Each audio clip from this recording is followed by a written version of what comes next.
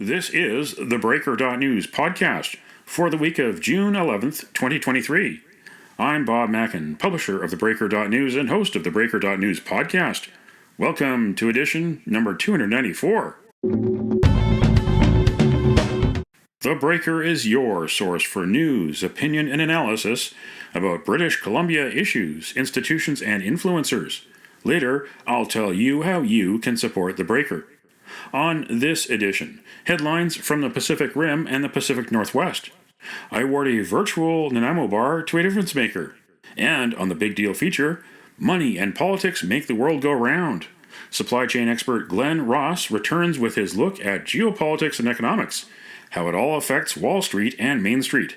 But first, a special feature on the end of the special rapporteur. For 86 days, Canadians had a special rapporteur. They got a report, but they didn't get the tour. Former Governor-General David Johnston quit on June 9th. The Conservatives, NDP, and Bloc Québécois had all agreed he should be fired. There were just too many questions of conflict of interest, especially after Johnston recommended that no public inquiry should be held into China's interference in Canadian elections.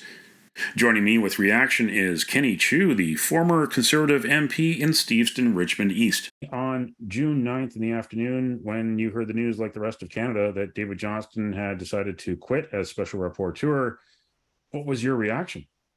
I have a deep sense of feeling sorry for the respectable David Johnston here, because,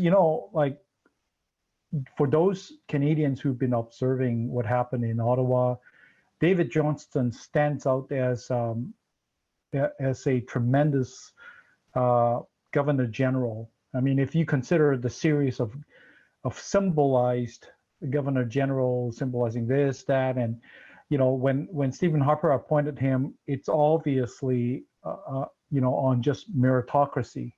He's somebody that he can rely on to do a good job as a Governor General. Unfortunately, I feel that he's been used by the current Prime Minister Justin Trudeau because of that background. It's almost like, if you listen to the House of Commons debates, it's almost like the Liberals are saying, "Oh, he had been chosen by Prime Minister Stephen Harper to be the Governor General, so he must be good for anything," which is completely, it's a fallacy, because what's happening right now is when Canada is facing foreign interference, specifically vis-a-vis with the Chinese Communist Party interfering with our business, even targeting not just ordinary MPs like Jenny Kwan, or even Shadow Minister like Michael Chong, even the person who is running to be the Prime Minister of Canada, Aaron O'Toole. The fact that he completely give a blank slate for the current government, the Liberal Party of Canada, it's really unfortunate for Johnson to do that. And we, as Canadian, we learned this term called special rapporteur. But if you can see the copy of the report that I have, I just noticed that just like Mr. David Johnston said today, that he is an independent special rapporteur. And I mean, I don't understand who gives that word independent, because part of the problem is we need, as Canadian, as the country of Canada, we need to get to the bottom of this. And there's a lot of why, when, how, and what that needs to be answered. And unfortunately, Mr. Johnson's, because of his past association with the government and the Trudeau family, and specifically his positive speeches and also attitude towards the People's Republic of China regime, he is, just like Jagmeet Singh said, being seen as the appearance of bias. And unfortunately, most Canadians can see that, demanding for an independent public inquiry. But Mr. Johnson did not see that. In fact, he went against the will of Parliament 3 times. That's been expressed by majority motions that have been passed by majority of the MPs. And he insisted in conducting public hearings, and he volunteered himself to conduct these public hearings. So I feel very bad for an eminent Canadians like himself, but unfortunately for the government, a highly capable country like Canada, somehow they only pick him and also pick somebody who they can rely on.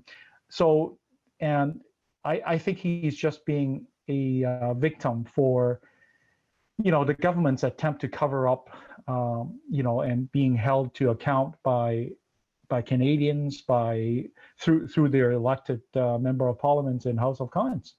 But was this really just damage control to protect Prime Minister Justin Trudeau from some serious allegations and from the main questions? What did he know and when did he know it?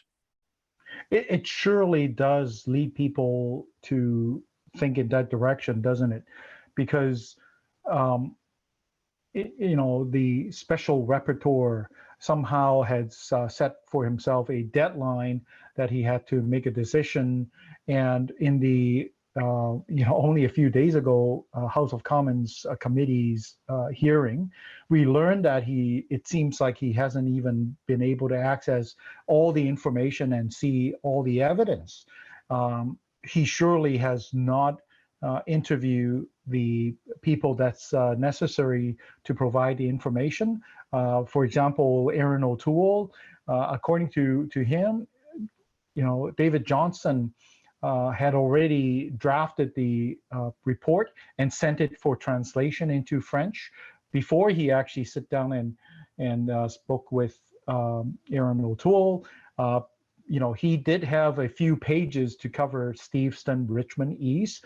In my case, because there have been media indication that the writing has been having more than fair share of Chinese interference, but Mr. Johnson and his resourceful office has not even bothered to contact me, let alone talk to people like myself. In the case of Mr. Han Dong, if I read the documents and also the news report correctly, he also has not talked to Han Dong, or that he's spoken with him and already trust what he said and taking its face value. So the whole thing gives people the impression that Mr. Johnson, it's in a hurry to prove that nothing to see here on the government side, and public inquiry that would call people, subpoena people, witnesses to it, and put witnesses under legal binding conditions would not help somehow. And public hearings of the diaspora communities, how they are under the pressure of dictatorial regimes, from Russians and Iranians to communist Chinese, would be sufficient. And unfortunately, I think what we have seen thus far, and what some of the whistleblowers have risked their careers and even their personal safety on, means that Canadians have gone too far. We cannot be satisfied with that. And it's really unfortunate that he could not see, like I said, Jagmeet Singh referred to as the appearance of bias, and therefore he would accept, to step down as the Parliament demanded. What I think, Bob, it's the last straw on the camel's back is Mr. Enro O'Toole's, speaking in the House of Commons on the point of privilege, and indicating that there has been a significant contradiction of what David Johnson said in his report versus what CSIS had updated and provided to Aaron O'Toole. And that has just basically left Mr. Johnson to have no place to stand. And I think after a few days of clear-minded retrospective, he has to face the reality that he is just way too close to the subject matter itself. Doesn't matter whether it's, Trudeau family or the Liberal Party of Canada, the Trudeau Foundation, or the subject China itself. And he also, unfortunately, doesn't, like you said, it seems like he couldn't see that people surrounding him are either somehow affiliated with Trudeau Foundation or Liberal Party of Canada, like you said, the chief attorney, the person that he consulted to determine whether he has a direct conflict of interest. It's somebody he'd known for 50 years and then also served on the Trudeau Foundation, like himself, a retired Supreme Court judge. So that it, like I said, I mean, it's really unfortunate. Good people sometimes would have made bad choices and bad decisions. That's a lesson I learned. That was Kenny Chiu, the former Steveston-Richmond East Conservative MP from 2019 to 2021. What do you think? Email Bob at theBreaker.news. This is the Big Deal feature on the theBreaker.news podcast. Money makes the world go round, and so does geopolitics. Joining me to break down the impacts on Wall Street and Main Street is a return guest, international supply chain expert Glenn Ross. He is president of ACC Group in Surrey, British Columbia. Glenn Ross also publishes a weekly newsletter on supply chains and a daily update on the Ukraine war. Here we are, west coast of Canada, North America. High fuel prices and inflation are still top of mind, making headlines every day. What is it doing to the economy right now, and what should we look for in the months to come? COVID-19, in my opinion, has permanently changed the way the world looks. Just look at what's going on lately.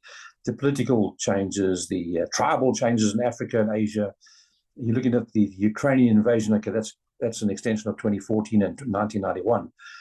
But certainly COVID-19 has had an effect, and it's not going to go away. The effect is not going to go away. Some of that is helping inflation.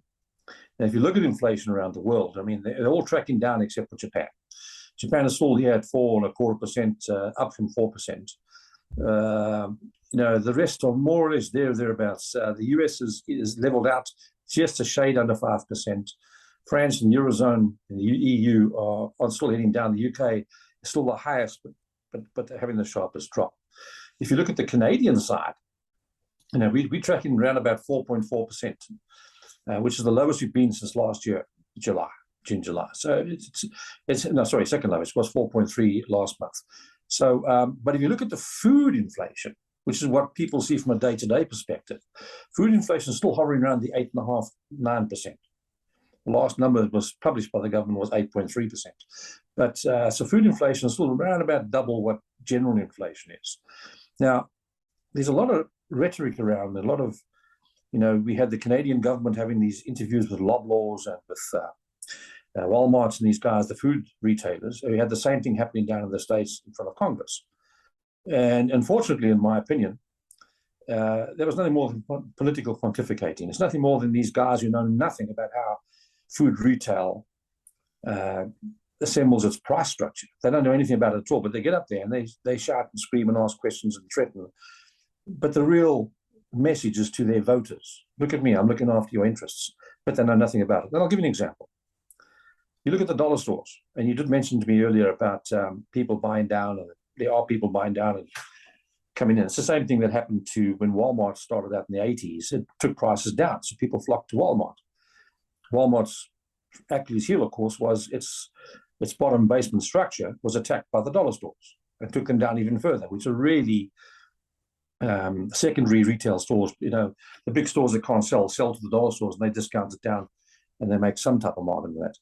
But the dollar stores, if you look at pre-COVID, the average value in US dollars now of a 40-foot container coming from Asia to North America was about $35,000, $36,000 US. That's the average value of the contents inside the container.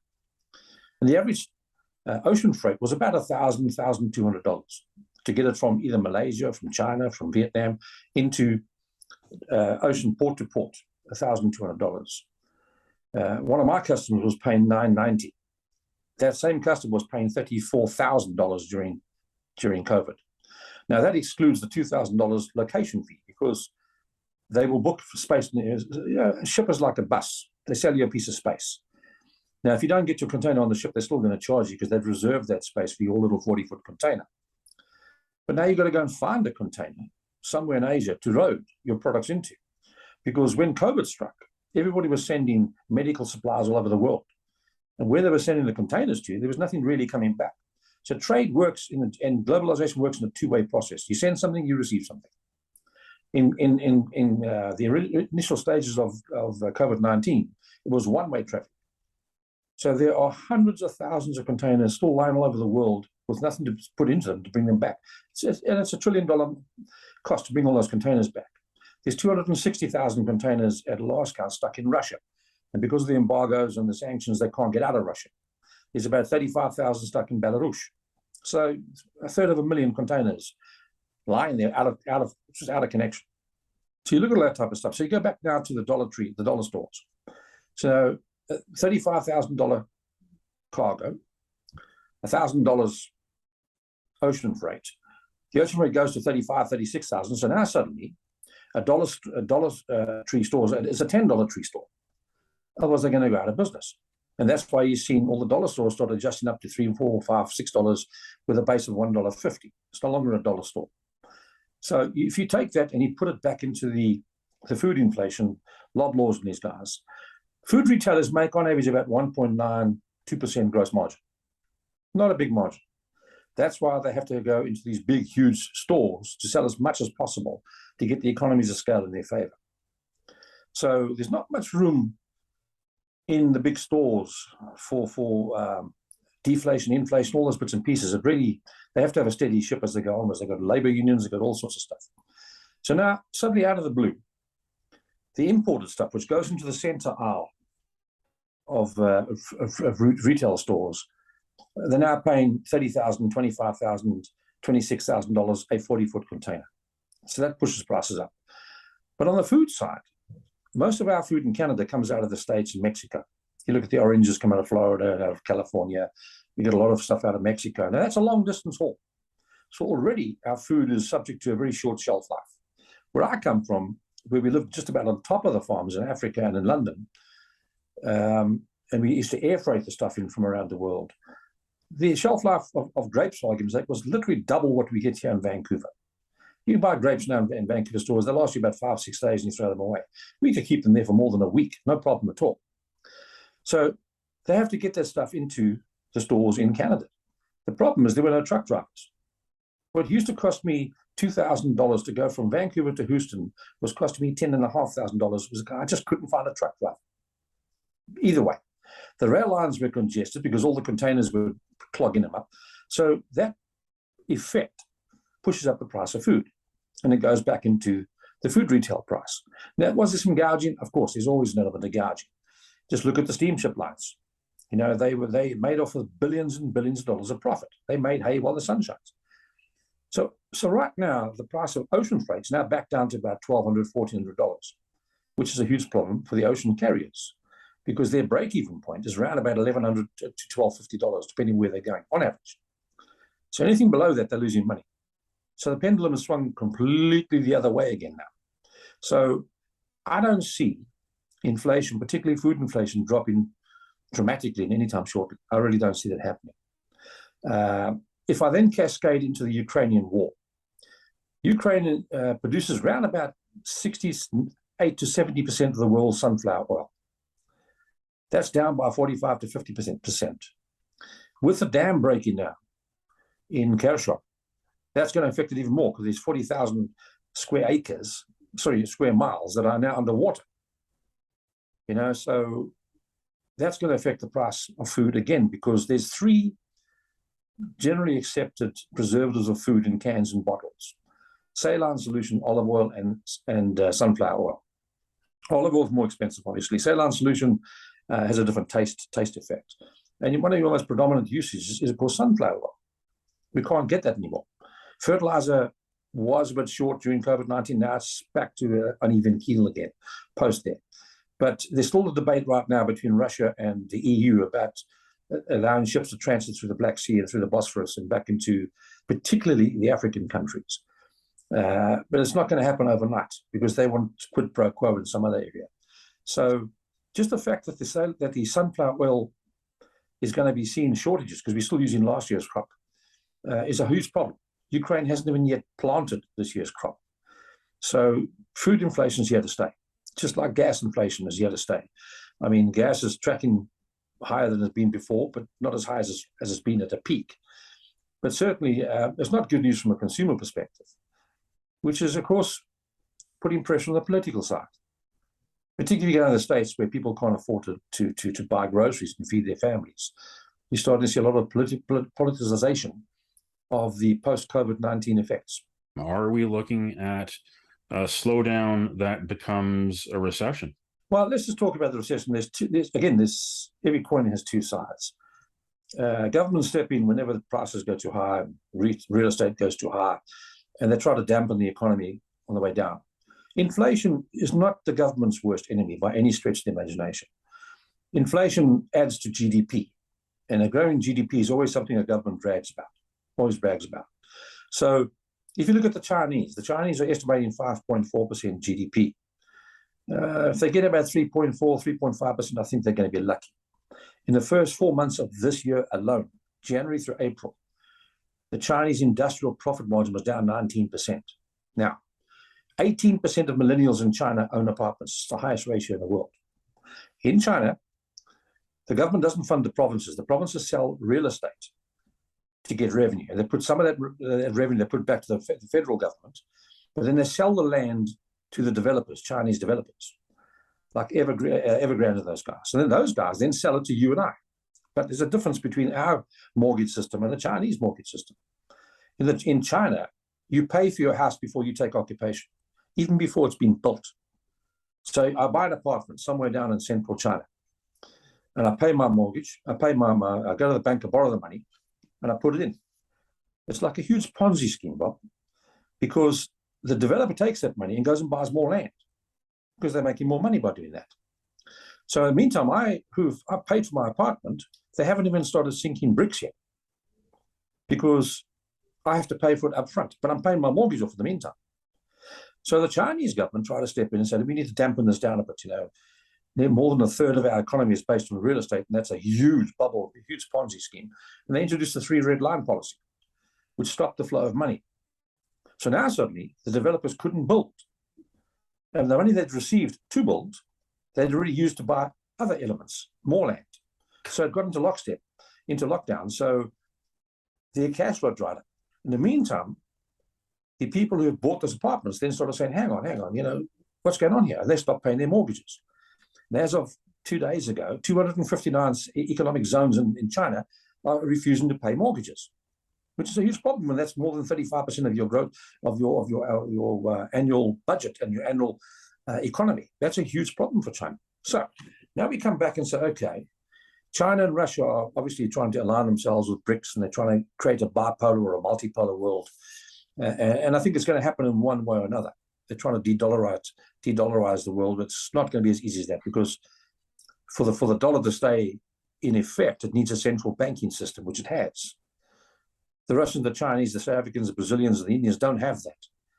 And India has all sorts of problems with China invading its northern borders. And there's no ways on heaven's earth is India going to buy into a central bank system in China. It's not going to happen. So de-dollarization, I think, is the topic of the day at the moment. I don't think it's going to happen. But come back now to the recession.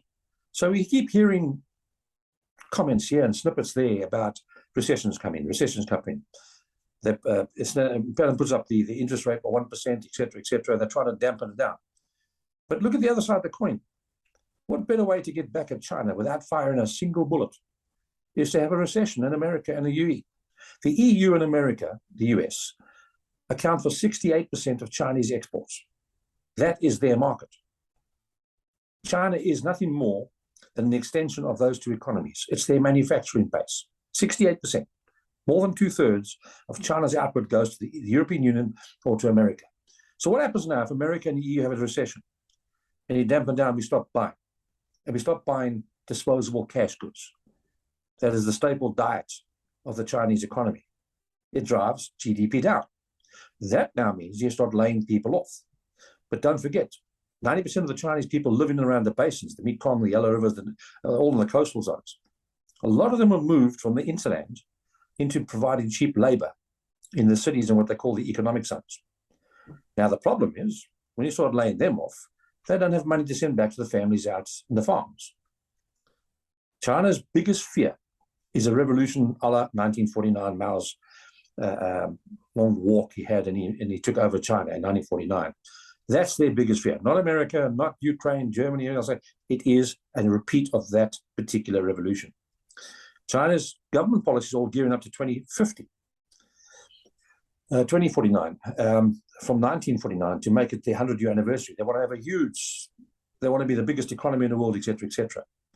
I believe there's some merit in the fact that our recession is in some ways being manufactured. It's a way of getting back into the Chinese economy, which is now becoming one of the dominant forces of the world financially. And how does, you look at the UK and America last week announced they're going to join forces to try and suppress the Chinese growth factor, as did the EU. So if I was in their shoes, I would certainly seriously consider, what can I do to drop the demand rate out of our countries or of the Chinese manufacturing base? That will create problems for China that nobody else wants. China needs $1 trillion to equalize its healthcare. The non-Chinese the non-Han Chinese population don't have the same healthcare as the Han Chinese. It's going to be $1 trillion for them to equalize that. If they don't equalize it, they're going to have a revolution. So there's problems in China that's just not just military or the bashing straight south of Taiwan to worry about. They have financial problems, huge financial problems. In 2020, in their census, they overcounted the population by 120 million souls in 2020. Those people are all post one-child policy, and most of them are childbearing age women. A huge demographic bomb that's going to go off in China in the next 5 years. Huge. Taking that into account, global economists now estimate that China peaked 5 years ago. They thought they would peak in 2027. They now estimate it peaked 5 to 10 years ago was their peak. And they reckon by 2050, they're going to drop by 300 million to 400 million citizens because of their demographic disaster that's coming down the road. So if you look at the demographic pyramid, it's built like a pyramid. The top piece are the old age people. The pensioners, the guys where I'm going to be getting onto shortly. And generally speaking, those people invest in the economy. They don't work, they don't go out and buy motor cars and houses. They've done that in their lives. They invest. They take the money, they invest in pension funds, etc., etc. The middle section is the section that drives the economy. It's the people who start working. They're buying houses, they're buying cars, cots, prams, food, baby food. And then the bottom section, the broadest section, are the babies, the future. Okay? If you have an imbalance in that triangulation, you've got problems. You go look at the demographic triangles or the demographic profiles of Russia and China. Disastrous. Absolutely disastrous. They reckon 190 million Chinese are going to be pensioner ages in the next 5 years. They haven't got money to cater for the existing guys. Where are they going to find the money for that? So when you come back to recession, if we start pushing buttons that manufacture a recession, China's hurt without firing a bullet or a missile at them anyway. Depends what their reaction is going to be. The question the Chinese need to answer is, what is the rate of GDP they need to sustain a stable society? That's the question the Chinese are trying to figure out the answer. All of that, of course, cascades back because China needs to feed those people. That's why it needs to go to the Arctic. They call themselves now a near-Arctic state because they don't have an Arctic border. Russia has the biggest Arctic border, has laid claim to the biggest underwater shelf life and stuff, where there are trillions of dollars of wealth, but more importantly, fish. But China is now the venture capital company behind Russia. Russia doesn't have the money. Russia's economy is smaller than California's economy. They're going to run out of money, or are running out of money for this war. Never mind what they're going to do in the Arctic. In steps China. Well, we've got a couple of $1 billion we can get you. We can buy things from you. Come on board with our one belt, one road situation. And on the back of Russia, they're going now into the Arctic. So Russia cannot do without China. And China just as badly cannot do without Russia. It has to have Russia. It needs Russia's fuel and energy supplies. And it certainly needs access to the northern passages, they call it, in the Arctic. Because Canada and the guys haven't yet got going. Russia has more nuclear-powered icebreakers than the rest of the world put together. And they've got 7 on the blocks, which they maybe run out of money to produce. The rest of us, we're fast asleep at the Arctic wheel. We really are. If you go down to the south, where you have a large Australian presence, but huge fish supplies, but there are international protocols in place down there to protect the fish and the climate and that type of stuff. But China's going in there nonetheless. They're going there nonetheless. So it's not a good situation going forward, Bob. COVID-19 has exacerbated it. It's lifted a lot of the green curtains out of the way, so we can see the problems for what they are. The millennials are coming through with a different mindset to the rest of us. You'll see that as American politicians unfold and go forward, you'll see more and more leftward-leaning political votes happening now, which is why you've seen the Republicans scrambling to deny people the vote, because they're a minority party. They have been for 7 of the last 8 elections. The only time they were higher was post 9/11, George Bush's second election, and that was more to protect themselves. But they're a dying breed. They're a dying breed, the Republicans, and they're trying desperately to see how we can't get the votes. So how do we stop the other side from voting? And you'll see more and more that. Okay, yesterday was a landmark decision made by the Supreme Court, insofar as Alabama is concerned, but it doesn't change the gerrymandering and all that type of stuff in all the Republican-dominated state legislatures. It doesn't stop that. So you can see these things are changing the world in front of our eyes. So either way, I'm happy. I'm alive. I can see this unfolding because I love the change. But it also provides grounds for concern as to where's it going to go, because a lot of the hooligans are coming out of the cupboard. And you look at down south, Trump, he unleashed the guys in 2008. Because of taking away a lot of the legislation and stuff, you had the financial disaster down there. And nobody really went to jail or got sanctioned or penalized for that. So 2 cycles later, political cycles later, they said, along comes Trump and he says, I'm your messiah. I'm going to help you. I'm going to save you. I'm the man. I'm the blue-collar man. And they voted for him en bloc. Of course, it was a mistaken vote, but it's still trying to unravel itself. But in the process, the genie's out the bottle. The loonies are out of the reserve. So we still have to see the effect of that as well, And you've got DeSantis down in Florida, who's Trump on steroids, but he's got a bit more veneer over in what Trump has. I don't think he's going to go anywhere, but still, he's not the only guy in the states, or the 50 states and other parts. So it's worrying in that respect. But sanity always seems to prevail. It always does.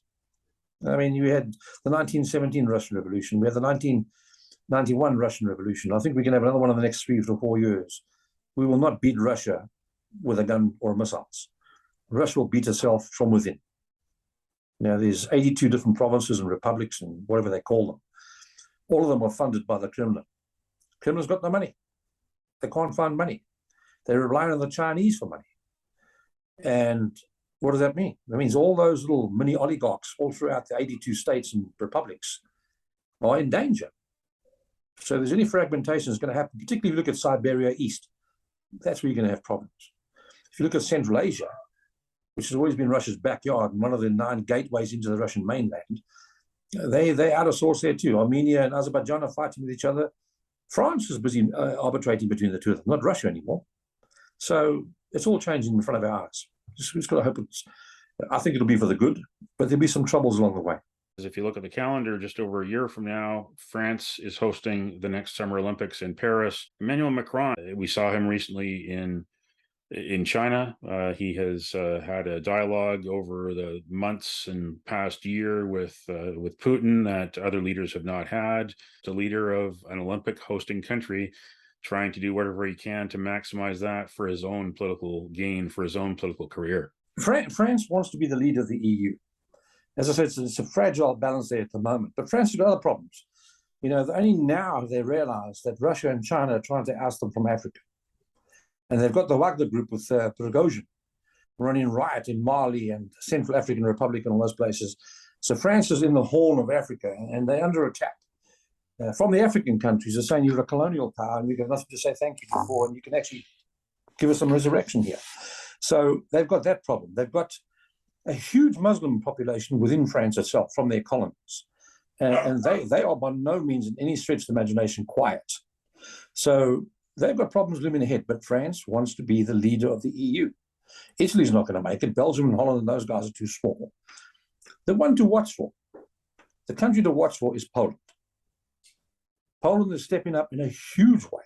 Now, Poland is the old Lithuanian-Polish Empire, held reign over the Prussian Empire, what is today Germany and what is today Ukraine. That was all part of the old Polish-Lithuanian Empire. Not so long ago, 150, 100, 200 years ago. But watch Poland. There's a great book out there called The 100-Year War. And it talks about a future power zone stretching from Poland all the way down through into Turkey. And Ukraine happens to be in the middle of that.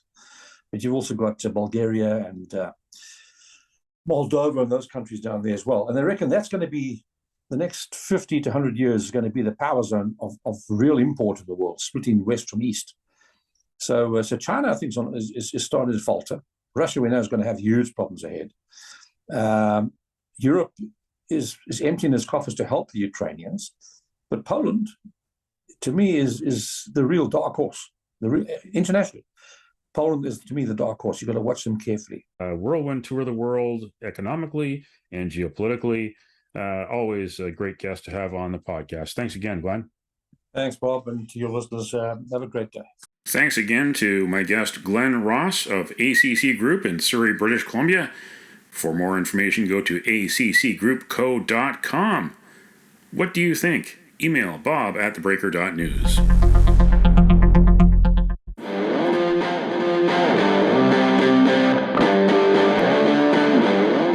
Now it's time on the Breaker.news podcast for Around the Rim. We look at news headlines around the Pacific Rim. In the Taiwan news, Taiwan offers reward for revealing foreign interference in elections. Maximum reward will reach 10 million new Taiwan dollars, or $437,000 Canadian. A separate maximum reward of more than $200,000 Canadian will be available if a whistleblower can come up with proof of gambling related to the election outcome. Taiwan will elect a new president, vice president, and 113 legislators on January 13th, 2024. Outside interference and gambling were the two main issues for the elections, according to the Supreme Prosecutor's Office. The statement followed a meeting held in Taitung County on June 8th to discuss related issues. In the Hong Kong Free Press, Jimmy Lai case. U.S. lawmakers urge UK to help sanction Hong Kong judges as city government slams interference. Media tycoon Jimmy Lai, 75, who has been remanded in custody since December 2020, is currently facing trial under the Beijing-imposed national security law and the colonial-era sedition law. In a statement issued on Thursday, the Hong Kong government condemned the U.S. Congressional Executive Commission on China and its call for sanctions on judicial officers and prosecutors, adding that they were, quote, interfering in judicial proceedings, end quote, in Hong Kong. In ABC News Australia, women rangers sharpen shooting skills in mission to control feral cats in Central Australia. A study found a single feral cat in the bush kills 740 animals per year on average, and according to the federal government, feral cats threaten the survival of over 100 native species. In Australia, those species include the bilby, the bandicoot, the bettong, and the noombat. Feral cats can be controlled by shooting and trapping, but shooting is labor-intensive and requires a lot of skill. That's Around the Rim on this edition of the Breaker.news podcast.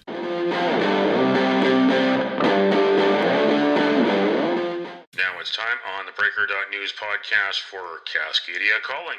We look at news headlines around the Pacific Northwest. In the Oregonian, Shemaya Fagan spent taxpayer or donor money on hotel pet fees, airfare for her kids. She says she's done nothing wrong. Oregon Secretary of State's office employees repeatedly told their former boss that she was bending, if not breaking, state travel rules by bringing her family along on state-paid business trips. Before she resigned, Fagan explained that her annual state salary of $77,000 was not enough to make ends meet as a divorced mother of two. In Eder, Seattle, Canadian Asian supermarket chain T&T is opening its first U.S. store in Bellevue. The massive new 76,000 square foot flagship store will open in summer 2024 at the Marketplace at Factoria. Expat Canadians who are T&T heads will no longer have to drive up to British Columbia to score T&T brand green onion pancakes and other goodies. With all that room, T&T is also going to have a sushi counter, noodle station, hot food bar, and an in-store bakery that will make pastries and cakes as well as buns and bao. In Czech news, Vancouver Island Raiders team equipment stolen again. Team officials tell police they were in the building at 110 Wall Street, Nanaimo, in the early evening on May 21st and returned around 5 p.m. on May 22nd, which is when the break-in was discovered. The incident is believed to have occurred between those times. Stolen items include 20 Nike Vapor footballs, 5 travel bags, 2 Riddell helmets, 2 pairs of football cleats, team jerseys, girdles, game pants, and assorted tools and equipment. That's Cascadia calling on this edition of the Breaker.news podcast. Don't matter what color you are, 'cause love will conquer hate, so you won't stand alone, you won't stand alone. The virtual Nanaimo Bar, brought to you by Spruce Hill Contracting. Every week we end the Breaker.news podcast on a tasty note by awarding the goodness of a virtual Nanaimo bar to people making a difference. A virtual version of the province's favorite dessert bar goes this week to people across BC who are living with ALS, also known as Lou Gehrig's disease, the people who care for them, and the people who are searching to cure this disease. June is ALS Awareness Month in British Columbia. Find out more at the ALS Society of BC website, alsbc.ca. You can nominate someone for a virtual Nanaimo bar. Send me an email to bob@theBreaker.news. Spruce Hill Contracting, custom homes and renovations. Find more information at sprucehill.ca.